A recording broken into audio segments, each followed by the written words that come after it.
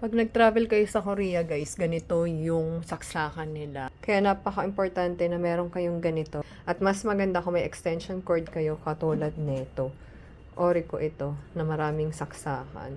USB-A, Type-C, ayan, ang dami. Marami kayong malalagay. And Philippine plug. Gaganyan pa siya, guys, kaya hindi masikip sa luggage kasi ganito lang mismo yung i-store nyo sa luggage nyo. Tapos, ito lang isasaksak nyo, guys, dito. Tapos, sa kanya isaksak itong extension cord nyo. Kayong masasaksak, 'di ba?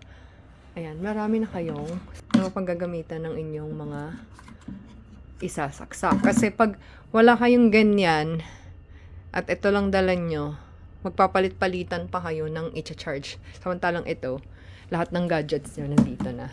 Kung gusto nyo rin ito, guys, lalagay ko yung link sa basket or sa comment. Follow me for more travel tips like this. God bless!